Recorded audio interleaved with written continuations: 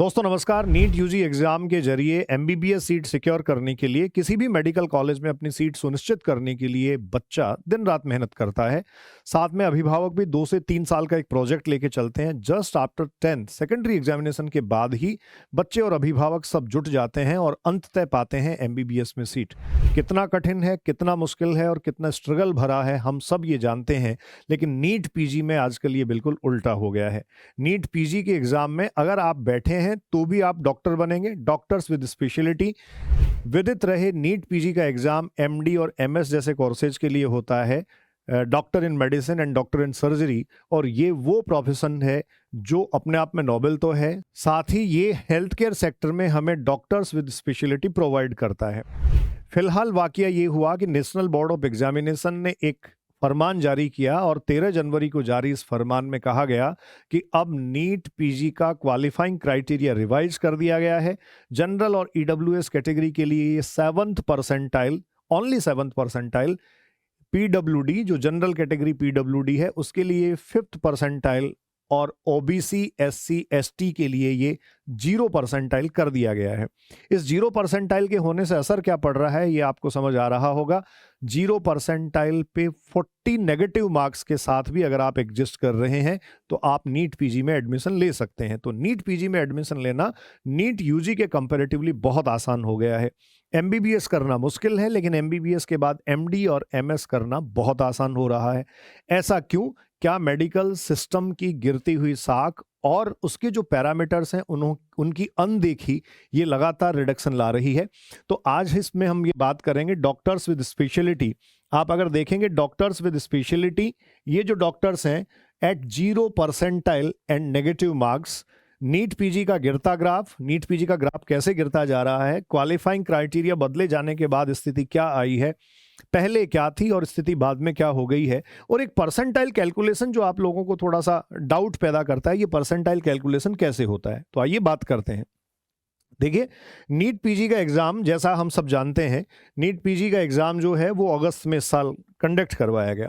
तो इस साल अगर हम देखें बच्चों, स्टूडेंट्स, तो अगस्त में ये कंडक्ट करवाया गया। अगस्त 25 में एग्जाम कंडक्ट हुआ। अगस्त 25 में एग्जाम कंडक्ट होने के बाद आपको पता है कि बहुत बार कोर्ट्स के जरिए स्टे के बाद फाइनल रिजल्ट आउट हुआ और काउंसलिंग प्रोसेस शुरू कर दी गई।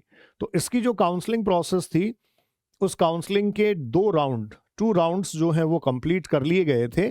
और 2 राउंड्स के बाद देखा गया कि नीट पीजी की करीब 18,000 से अधिक सीटें खाली हैं। 18,000 सीट्स जो हैं ये सीट्स वैकेंट हैं। और ये जो वैकेंट सीट्स हैं ये कितने में से वैकेंट हैं? तो टोटल सीट्स का नंबर, स्टूडेंट्स, पेरेंट्स, 50,000 के आसपास है। मतलब एमडी और एमएस के लिए 50,000 सीटें हैं, उनमें से 18,000 सीटें 2 राउंड की काउंसलिंग के बाद खाली रह गई। अब इन सीटों को कैसे भरा जाए? तो सीटों को भरे जाने के लिए क्या किया गया? पहले स्थिति ये थी कि general EWS, general PWD, OBC SC और एसटी के लिए 50th percentile, 45th percentile and 40th percentile एक क्वालिफाइंग क्राइटेरिया रखा गया था। इसके हिसाब से अगर आप मार्क्स देखें तो 276, 255, 235, आप जानना चाहें तो ये मार्क्स 800 नंबर में से थे, 800 में से थे। अगर 800 में से किसी कैंडिडेट को इतने मार्क्स आए हैं इस कैटेगरी में, तो वो नीट पीजी में एडमिशन ले सकता है। लेकिन जब सीटें खाली रही तो गवर्नमेंट ने नया फरमान जारी किया। ये फरमान जारी किया गया नेशनल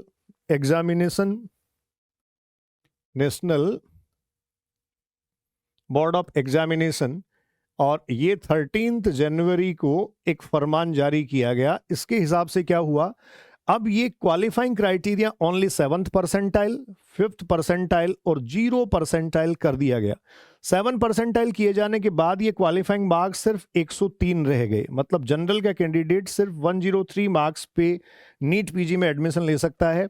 गिरावट अगर आप देखेंगे तो 100% से ज़्यादा की गिरावट है। 276 पहले था, 103 अब है।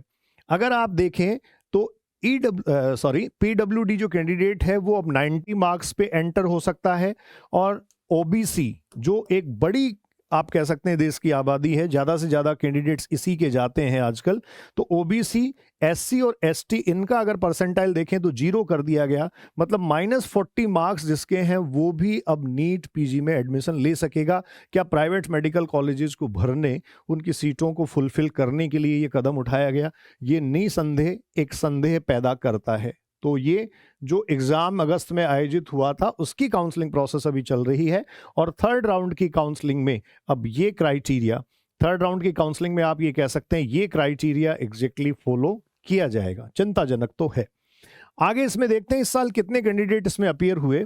तो फिलहाल अगर हम बात करें, टोटल रजिस्टर्ड कैंडिडेट जो हैं वो 2023 में 2,08,000 थे, जबकि इधर अगर आप देखें 2025 में तो ये 2,42,000 हो गए। इसी तरीके से टोटल जो क्वालिफाइंग है वो 2,24,000 कैंडिडेट हैं, जो 2023 में 2 लाख ही थे। मतलब एक तरीके से 2.25 लाख कैंडिडेट इस एग्जाम में बैठे हैं। ठीक है, 50,000 सीटें हैं। मैं फिर आपको याद दिला दूं, 50,000 seats for MD and MS, ये सीट्स हैं, इनके लिए इतने कैंडिडेट क्वालिफाई हो रहे हैं। अब ये ग्राफ जो गिरा वो 2021 से 2025 तक अगर हम कंपेयर करें तो आप इस कंपैरिजन में ये देख पाएंगे 2021 में, 2021 में 302 मार्क्स थे, रिवाइज किया गया, लेकिन आफ्टर रिवीजन आप ये कह सकते हैं रिवाइज किया गया जब क्वालिफाइंग क्राइटेरिया को, तब भी 247 थे, सम्मानजनक था। 275 से 201 मार्क्स पे आया, 275 से 201 मार्क्स पे आया। लेकिन 2023 में भी स्थिति कुछ ऐसी ही थी। 2023 में 291 मार्क्स जो थे वो पहले थे, रिवाइज किए जाने के बाद ये -40 मार्क्स पे आ गया था। 2024 में थोड़ा इसको सुधारा गया, 50th परसेंटाइल पहले था, रिवाइज किए जाने के बाद 5th परसेंटाइल कर दिया गया, और ये सारी कैटेगरीज के लिए किया गया, ऑल कैटेगरीज, सारी कैटेगरीज के लिए 5th परसेंटाइल कर दिया गया। इसके बाद 2025 में अगर आप देखेंगे तो 276 क्वालिफाइंग मार्क्स इनिशियली थे, और अब जनरल का मार्क्स आपको पता है, जनरल ईडब्ल्यूएस 7th परसेंटाइल कर दिया गया है, जो 103 है। जैसा मैं आपको कह रहा था, इसमें जो गिरावट है वो 100% से भी ज़्यादा की गिरावट है। तो 100% से ज़्यादा की गिरावट इसमें आ गई है। अब ये परसेंटाइल का जो फॉर्मूला है, परसेंटाइल कैलकुलेशन कैसे करते हैं, इस परसेंटाइल को लेकर हमें बहुत डाउट रहता है, तो इसको मैं थोड़ा सा एक्सप्लेन कर देता हूँ। जैसे मान लीजिए किसी पर्टिकुलर एग्जाम में या किसी वैकेंसी में 500 पोस्ट थी, 500 पोस्ट यहाँ थी। ठीक है, अब इस एग्जाम में जो नंबर ऑफ पोस्ट थी वो 500 थी। टोटल नंबर ऑफ कैंडिडेट्स जो हैं वो इसमें स्टूडेंट्स जो अपीयर हुए, टोटल कैंडिडेट्स जो इसमें अपीयर हुए, या फिर आप ये कह सकते हैं जो रजिस्टर हुए, वो हम काउंट कर लेते हैं 5 लाख। अब ये 5 लाख कैंडिडेट जो हैं वो इस एग्जाम में बैठते हैं। ठीक है, स्वाभाविक बात है, जब 500 पोस्ट है तो यहाँ रैंक नंबर 1 से लेकर, मतलब जो टॉप करेगा उस रैंक 1 से लेकर 500 तक का जो कैंडिडेट है उसको सेलेक्ट कर लिया जाएगा। ये एक तरीके से बहुत साफ साफ हमें दिखाई देता है। लेकिन कोई एक कैंडिडेट, जैसे मान लीजिए कोई एक कैंडिडेट 501 रैंक पे है या 502 रैंक पे है, तो ये 501 रैंक वाला जो कैंडिडेट है इसकी परसेंटाइल क्या है? तो पहले तो एक डिफरेंस समझिए, परसेंटाइल जो है वो टॉपर के रेस्पेक्ट में लिया जाता है, जो टॉपर है इसके रेस्पेक्ट में लिया जाएगा, जबकि परसेंटेज जो होगा ये परसेंटेज आउट ऑफ 100 लिया जाता है, ये आउट ऑफ 100 लिया जाता है।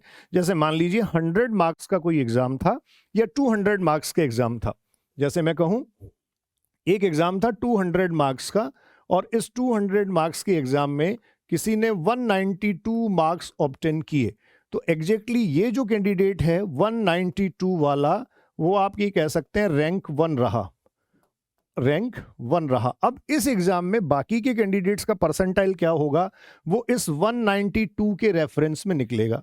कैसे 192 के रेफरेंस में कैलकुलेट कर पाते हैं? तो देखिए, मैं इस एग्जाम्पल पे फिर से आ जाता हूं। टोटल नंबर ऑफ पोस्ट आपके पास 500 थे। इन 500 पोस्ट पे आपने कहा जितने कैंडिडेट अपीयर हुए वो थे 5 लाख। इनमें रैंक 1 से लेकर रैंक 500 तक डेफिनेटली इस एग्जाम में सेलेक्ट होंगे, मतलब इनको जो है वो एग्जैक्टली सीट या फिर आप कह सकते हैं नौकरी मिलने वाली है।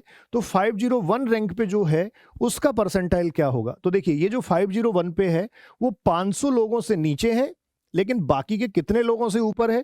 तो अगर आप ये देखें, ये 501 रैंक वाला 4,99,500 लोगों से ऊपर है। मतलब इसकी पोजीशन ये है। इस पूरे एग्जाम में 5 लाख बैठे थे, 4,99,500 लोग इसके पीछे हैं, नीचे हैं, और 500 जो है वो ऊपर हैं।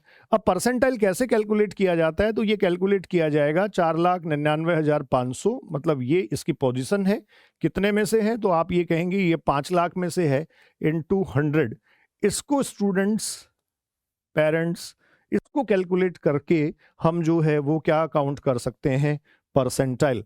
तो इस केस में अगर परसेंटाइल देखेंगे, इसको आपको कैलकुलेटर से ही कैलकुलेट करना पड़ेगा। अगर आप इसको कैलकुलेट करते हैं तो 99.99% से भी, परसेंटाइल से भी ये ऊपर आएगा। मैं भी आपके सामने कैलकुलेटर से कैलकुलेट कर लेता हूं। ये फिगर है 499,500 डिवाइडेड बाय 5 लाख।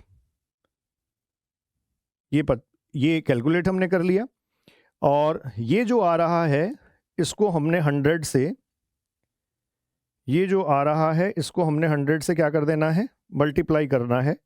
ये 100 से मल्टीप्लाई कर दिया गया, तो एग्जैक्टली ये 99.9 परसेंटाइल आया।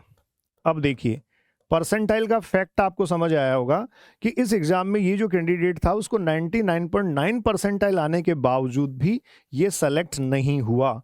ये जो है इसका स्टेटस है नॉट सेलेक्टेड। ये सेलेक्ट तभी हो सकता है जब इनमें से ऊपर वाले में से कोई सीट छोड़ दे या कोई सीट वैकेंट कर दे। तो परसेंटाइल फॉर्मूला आपको क्लियर हुआ होगा। इस परसेंटाइल फॉर्मूले के अकॉर्डिंग जैसे नीट पीजी का जो स्टेटस फिलहाल है उस पर मैं अप्लाई करूं तो आपको ये देखने को मिलेगा, नीट पीजी में जनरल का परसेंटाइल क्या कर दिया गया है? नीट पीजी में आप ये कह सकते हैं जनरल और ईडब्ल्यूएस का जो परसेंटाइल कर दिया गया है वो है 7th। अब ये 7th परसेंटाइल कर दिया गया, इसका सीधा मतलब ये है कि इस एग्जाम में 93%, कितने? 93% कैंडिडेट्स जो हैं वो इससे ऊपर हैं, और इसके नीचे सिर्फ 7% कैंडिडेट हैं।